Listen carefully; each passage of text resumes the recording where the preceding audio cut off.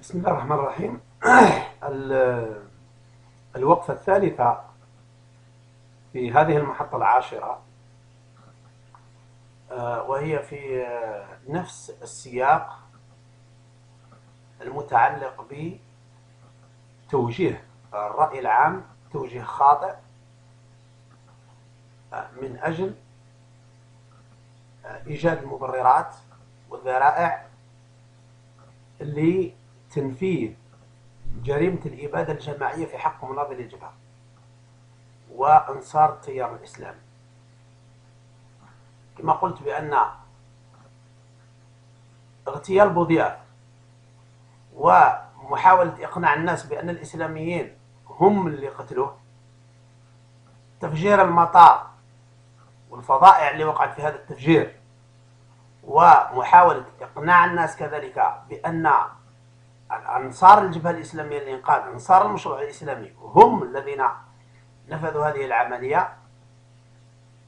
كله الغرض منه هو تهيئة الشعب والرأي العام المحلي والرأي العام الدولي لتقبل المجازر التي كان يخطط لها المجرمون الحقيقيون، المجرمون الذين بدأوا شلال الدم من الأساس. الوقفة الثالثة قلت هي مع العمليات المسلحة أو ما العمليات التي كانت توصف بالإرهابية في الجنوب الجزائري ما بين سنة 1992 وسنة 1994. لو نرجع للأرشيف وللصحافة الوطنية وللمراكز وللعدالة، أرشيف أجهزة الأمن والعدالة وغير ذلك، ماذا نجد؟ نجد بأن كل العمليات اللي نفذت في هذه المرحلة، وهي أغلبها عبارة عن عمليات سطو وعمليات نهب وعمليات قطع طريق وعمليات هجوم على شركات أجنبية وشركات وطنية في الصحراء، والاستيلاء على معداتها وعلى سياراتها، وما ترتب عن ذلك أحيانا من إصابات. كل هذه الأعمال كانت تقيد ويتهم بها المناضلون في الجبهة الإسلامية للإنقاذ، وعلى رأسهم رئيس المكتب الولائي وعضو مجلس الشوري الأستاذ محمد الأخضر شوشان رحمه الله. طبعا الشيخ محمد شوشان رحمه الله كان مجاهد في جيش التحرير، وكان مربي لمدة 3 عقود تقريبا، 30 سنة هو يربي مربي. تأتي هذه الأجهزة الأمنية بدون حياء وتقيد عليه وتتهمه بكل العمليات الإجرامية التي حدثت في الجنوب. طبعا وفي نفس الوقت تتحمل معاه المسؤولية مجموعة من مناضلي الجبهة الإسلامية للإنقاذ. هل هذا صحيح؟ هل هذا كان صحيحا؟ هل أجهزة الأمن التي كانت تتهم في الشيخ شوشان والحاج حسن وغيرهم من أعضاء الجبهة الإسلامية للإنقاذ، هل كانت التهم هذه مؤسسة؟ هل كان القضاة عليهم من الله ما يستحقون؟ هل كانوا عادلين ومتثبتين في الأحكام بالإعدام وبالمؤبد وبال20 سنة وغيرها من الأحكام الظالمة الجائرة؟ هل كانوا يعتمدون على أي مقوم من مقومات العدالة والتحقيق؟ هاني أنا أقولها اليوم بأنهم كلهم كانوا كذابين، وكلهم كانوا مجرمين، وكلهم كانوا طرف وجزء لا يتجزأ من خطة رضا مالك وسليم سعدي ونزار ومن تواطأ معه من القيادة العسكرية. الغرض هو تشويه سمعة الجبهة وشحن الشعب بالحقد على مناضلي الجبهة حتى لا يتكلم أحد عندما تنفذ الخطة المنتظرة اللي أعلن عليها رضا مالك بأنه يجب أن يغير الرعب موقعه. بعد في سنة 1993 و 94 كي تبدا المجازر في الإسلاميين، لا أحد يقول علاش مساكين، كل الناس تقول يستاهلوا، كانوا هما اللي يقتلوا، كانوا هما اللي يسرقوا، كانوا هما اللي ينهبوا إلى غير ذلك. عندما نقول هذا الكلام أنا أتحدى أجهزة الأمن أن تثبت بأن أي عملية من هذه العمليات ترتكبها المناضلين الجبهة، وأنا يعني أتحدى على المفتوح يتفضلوا. أنا أتحدى أجهزة الأمن في غردايا وفي المنيعة وفي ورقلة وفي تمرست وفي أدرا وفي كل الأماكن اللي إلى حد الآن موجودة صور شيخ شوشان في مراكزهم، نتحداهم يثبتوا بأي طريقة من الطرق بأن هذا الإنسان ولا أولئك الناس كانوا مسؤولين على هذه العمليات. لماذا أقول هذا؟ لأنني أعرف الناس اللي كانوا ينفذوا في هذه العمليات بأسمائهم، وهؤلاء الناس موجودين الآن وإعفى عليهم النظام وراهم يمارسوا في مهامهم يعني على أحسن حال. وبدون تفصيل أقول بأن العمليات اللي كانت ترتكب كانوا يرتكبوا فيها ناس مهربين من الجزائريين ومن الأزوات، دخلوا في خصومة مع الجمارك ومع الدرك الذين كانوا يتقاسمون معهم في مرحلة من المراحل الغنائم، دخلوا معهم في خصومة سنة 1990 91 وصادروا لهم أموالهم وسياراتهم. فقرر هؤلاء المهربون تشكيل عصابة والقيام بعمليات إجرامية من أجل استرجاع أموالهم والأشياء التي اغتصبها منهم رجال الدرك والجمارك. هذه هي القضية. لكن أجهزة الأمن بكل مؤسساتها كانت تقيد هذه العمليات بدون وجه حق وبدون تحقيق وبدون أي قرينة من القرائن، تقيدها باسم ناس أبرياء، المهم هما ناس منتمين للجبهة، من أجل تأجيج مشاعر الحقد والكراهية لدى باقي المواطنين. حتى إذا كان شافوا المواطنين رجال الدرك يعني يهاجموا في أنصاف الليالي البيوت نتاع هؤلاء الناس أو يقتلوهم أو يفعلوا أي شيء، يقولوا يستاهلوا، هؤلاء الناس راهم يقوموا بهذه الأعمال.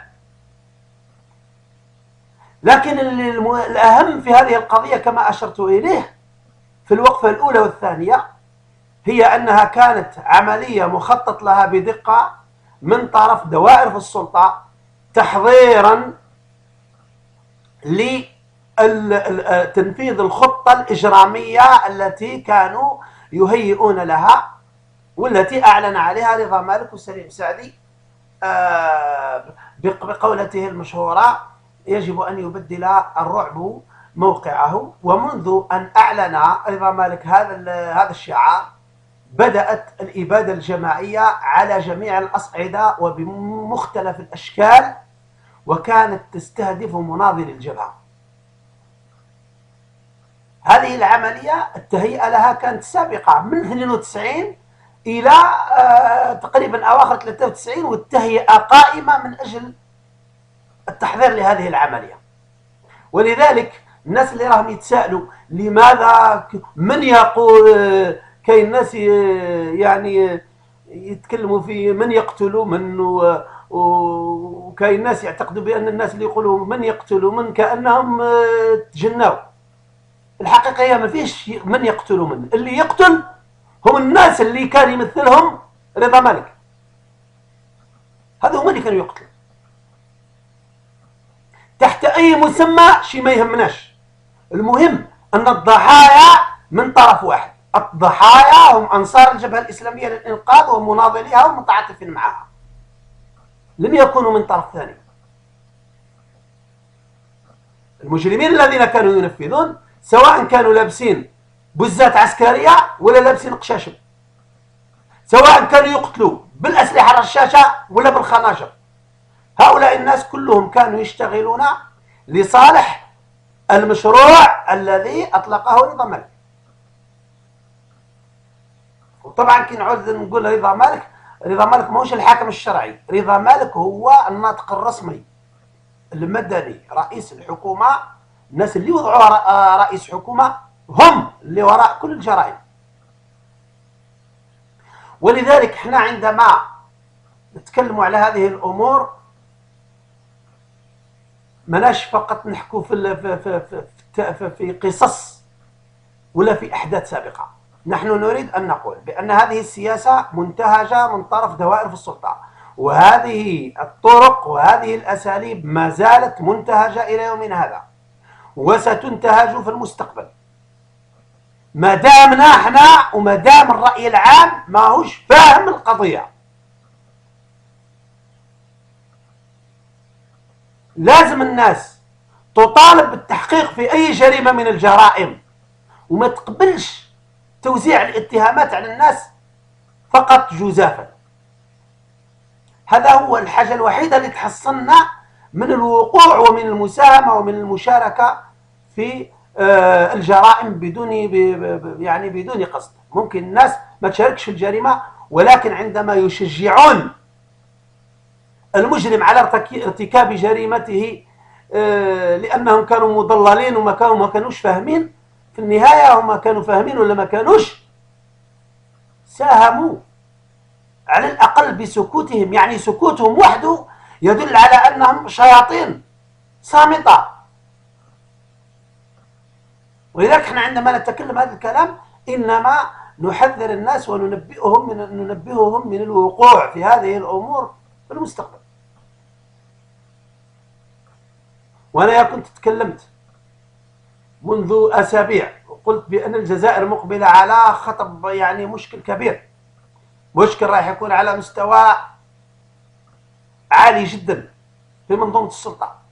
أنا ما زلت في كلامي، والمشكل قائم، وفقط الانفجار ما حصلش مازال فقط، أما المشكل ما زال قائما، وكل الأمور راها معلقة، كلش راه معلق، والأمور ما راحش تفرى إلا بسقوط رأس من الرؤوس.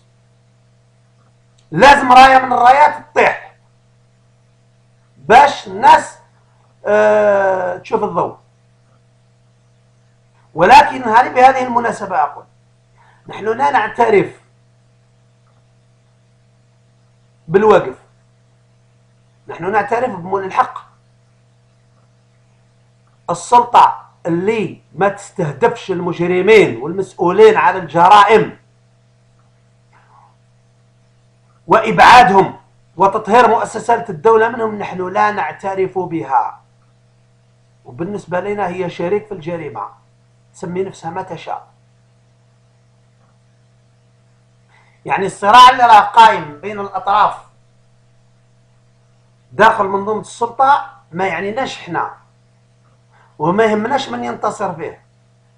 المهم إذا كان واحد استطاع أن يطهر مؤسسات الدولة من المجرمين والمسؤولين عن الدماء والخبثاء الحقيقيين الذين لا يريدون الخير للجزائر، فهذا الإنسان احنا مطالبين شرعا ووضعا وعقلا أننا نساعده وندفعه إلى الأمام كائنا من كان.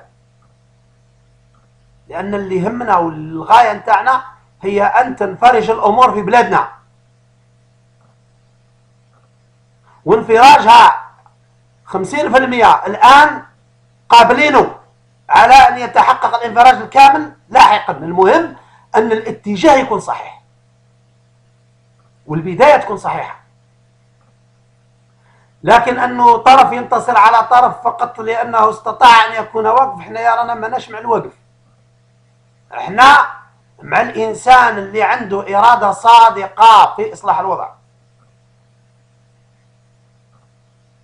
ونطالب الشعب الجزائري كله بأن يفتح عينيه. هذه الأيامات رايحة تكون فيها كثير من الأمور اللي تلبس على الناس. كل الناس راها تشتغل، وكل واحد راه يشتغل لحسابه، وراه اليوم ماناش كما سنة 1992.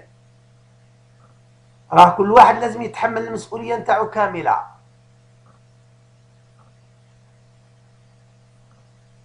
وكما يقولوا الخبر يجيبوه التوالى، والأمور ما راحش تطول وتظهر، وإن غدا لنظره قريب. السلام عليكم.